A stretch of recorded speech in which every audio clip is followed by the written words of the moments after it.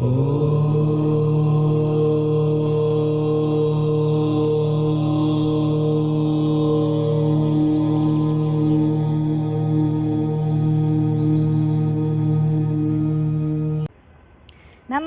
दोस्तों, मैं आचार्य भारती नारंग आपकी सारथी से आप सबके समक्ष उपस्थित हूँ।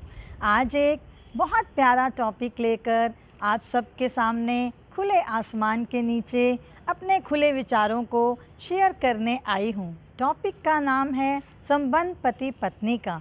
टॉपिक शुरू करने से पहले आप सबसे निवेदन करूँगी, मेरी वीडियो को अंत तक ज़रूर देखें, वे लाइक, शेयर और सब्सक्राइब करना ना भूलें, जिससे आपको मेरे चैनल के लेटेस्ट अपडेट्स मिलते रहेंगे।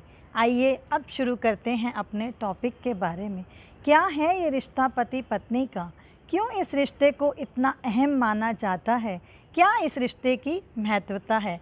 अमूमन तौर पर आपने देखा होगा कि जब भी कोई गैदरिंग्स होती हैं, मोस्टली चर्चा का विषय रहता है पति पत्नी का। लेकिन अगर आप मेरे विचारों से देखें और समझें तो मैं ये कहना चाहूँगी कि पति पत्नी हमारे चेहरे पर बने दो नेत्रों के समान हैं, जो साथ साथ तो हैं लेकिन अलग अलग भी हैं। अलग अलग होने के बावजूद भी सोते साथ हैं, उठते साथ हैं। जब हम दुखी होते हैं तो दोनों नेत्रों में वो दुख दिखाई देता है।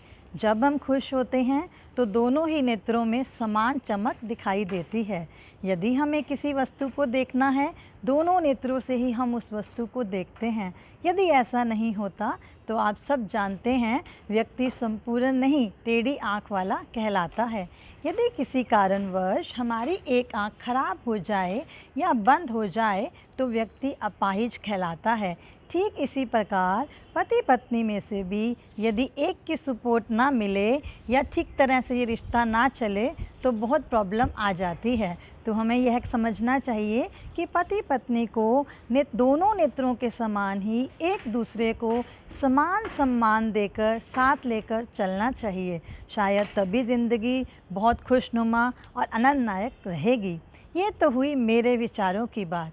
यदि हम सृष्टि की रचना की तरफ देखें तो आप देखें, हमें जन्म देने वाले हैं श्री ब्रह्मा जी, हमारे पालन करता हैं श्री विष्णु जी और हमारे संहार करता हैं भोलेनाथ जी। इन त्रिदेव पर ही हमारा जीवन टिका है और हम इनको अस्तित्व मानकर इनकी पूजा आराधना करते हैं। लेकिन आप देखिए, ब्रह्मा जी ने हमें जन्म तो दिया, लेकिन यदि माँ सरस्वती हमें विद्या का दान नहीं देती, ज्ञान का दान नहीं देती, तो क्या हम अपनी बात दूसरों को कह पाते? क्या हम अपने विचार दूसरों के आगे रख पाते? बिना इसके हमारा जीवन का अर्थ क्या रह जाता? वहीं अगर विष्णु जी हमारे पालन करता है, लेकिन यदि माँ लक्ष्मी देवी हम पर दया ना करती, हमें अपने व अपनों के पालन पोषण के लिए पूर्ण धन नहीं देती, तो क्या हमारा जीवन संपूर्ण कहला पाता? ठीक उसी तरह यदि भोलेनाथ जी संहार करता है, लेकिन माँ पार्वती जी यदि हमें शक्ति और ताकत इस जीवन को जीने के लिए ना देती, तो क्या ये शक्तिहीन जीवन किसी अच्छे तरीके से चल पाता?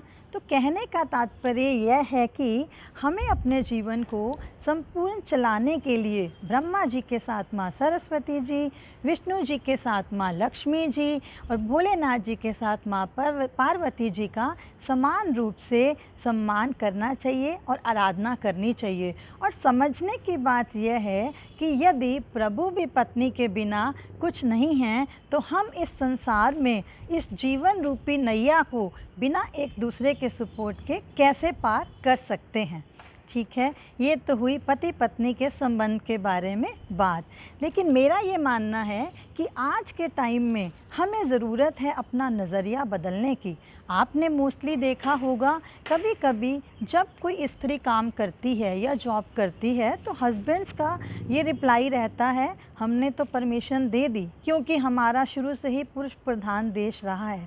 लेकिन यहाँ ज़रूरत है अपने विचारों को बदलने की। देखिए, उसे परमिशन नहीं, आपकी सपोर्ट चाहिए। वो आपकी सहभागी है, वो आपकी साथी है, तो परमिशन किस बात की? क्योंकि मेरा ये मानना है, जब हम किसी को परमिशन देते हैं तो हम उसको उससे एक कद ऊंचा समझते हैं और यहीं से ही शुरुआत हो जाती है मनमुटाव की। तो हम ये सोचें कि हमें परमिशन नहीं, सपोर्ट देनी है, रिश्ते इससे ज़्यादा खुशहाल बनेंगे। मोस्टली आपने ये भी सुना होगा कि एक कामयाब व्यक्ति के पीछे एक औरत का हाथ होता है। यहाँ भी बात आती है सपोर्ट की। तो वो चाहे पति हो या पत्नी हो, ये रिश्ता ही ऐसा है जो बिना सपोर्ट के नहीं चल सकता। तो मैं ये कहना चाहूँगी कि इस रिश्ते में हम एक दूसरे को पूर्ण सम्मान देकर, पूर्ण सपोर्ट देकर साथ चलेंगे तो इससे पति पत्नी अपने जीवन के साथ साथ अपने बच्चों का भविष्य भी सुधार पाएंगे। आज के लिए बस इतना ही। धन्यवाद।